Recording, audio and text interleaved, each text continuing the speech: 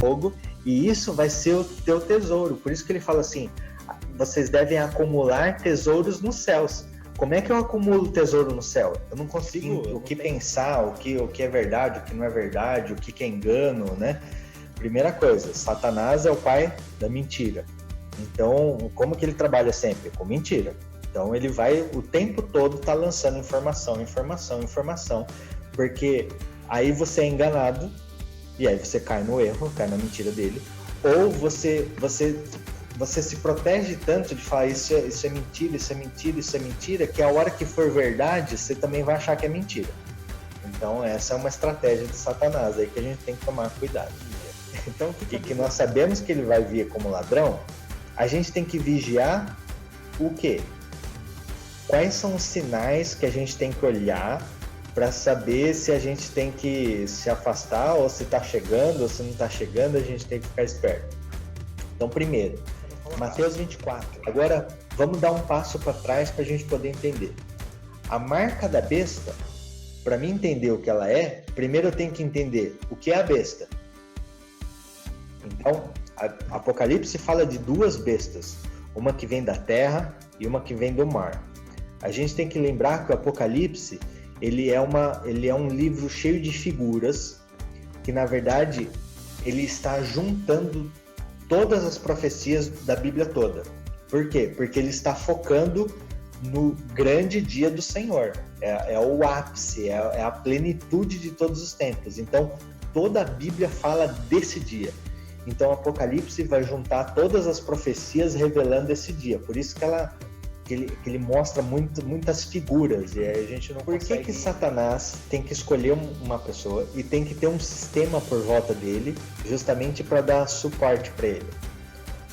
Satanás sempre, desde o começo, qual que é a intenção de Satanás? Ser igual a Deus.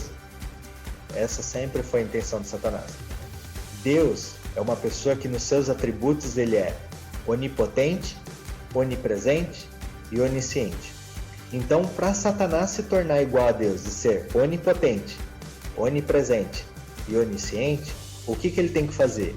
Ele tem que ter um sistema em volta dele que dê todas as informações que ele precisa, que dê a autoridade que ele deve ter e que ele possa estar em todos os lugares ao mesmo tempo. Como que isso se vai dar? Através, tudo hoje está sendo criado para isso. Quando a gente fala assim, quando a gente vê as profecias, vai ter um líder mundial, uma só moeda, uma só religião. Aí eu faço uma pergunta para você. Como é que você fala para judeu e árabe ter uma religião só? E para os cristãos ter uma religião só? É impossível. Como é que você fala, por exemplo, ciente que vai estar acontecendo? Tá. É uma decisão sua. Então você vai ter que negar Cristo e só que você vai ser encurralado, porque assim, se você não tiver negócio, você não compra e vende. Só que se você não comprar e vender, você morre de fome. Você não toma água, você não come pão, você não faz nada.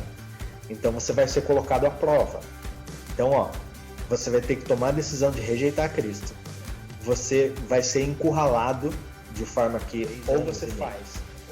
Aqui a gente vai ver que a mulher que restou, ela vai ser levada com asas da grande águia para o deserto e vai ser sustentadas por um tempo, tempos e metade de um tempo, mais 3 anos e meio. Entendeu? Tempo, tempos e metade de um tempo, mais 3 anos e meio, que vão dar os 7 vão ser sustentados no deserto. Aonde é esse deserto? A Bíblia fala assim que eles vão ser levados para um lugar longe dos olhos da serpente. Nós acabamos de falar que os olhos da serpente vão ser o quê? O sistema. Ninguém quer ir para a guerra. Ninguém quer passar fome. A Bíblia fala assim, Jesus fala assim, aquele que não tomar a tua cruz não é digno de mim. Mas pergunta se alguém quer tomar a cruz. Quantos se ofereceram para ir carregar a cruz com Cristo? A continuação é do Apocalipse 12, está falando que eles foram salvos pelo sangue do Cordeiro, mas desprezando a própria vida, né? Então as testemunhas, elas que vão ser mortas em Jerusalém, elas não vão ter amor pela própria vida, elas vão ter amor pela vida de Cristo. Por isso que Cristo, quando no Apocalipse 1 e 2, quando você vai ler lá, que Cristo aparece e manda escrever as cartas para as igrejas, ele está falando o tempo todo isso. Ser fiel até a morte, e dar-te a coroa da vida. Ser fiel até a morte. Quando ele fala isso, ele não está falando assim, ó, até ser fiel até quando você for bem velhinho lá, que você vai morrer. Não é isso que ele está falando. Ele está falando assim, a hora que alguém tiver com a espada no teu pescoço, ele está falando, nega Jesus ou você vai morrer, o que ele está falando é ser fiel até a morte. Então, rejeita a sua vida, entrega a sua vida para que você seja salvo. Que assim, ó, lembra do ano do jubileu? O ano do jubileu, o que acontece? É quando no dia do jubileu, que é o dia da expiação dos pecados, esse marca o dia do jubileu, é onde todo mundo é liberto da escravidão, tem suas dívidas pagas e a restauração da terra. Lembra? A volta de Cristo é exatamente quando os pecados são expiados, dia da expiação, que aí ele vai ter libertação da escravidão, que vai ter, você vai herdar a terra e que você vai ter suas dívidas pagas.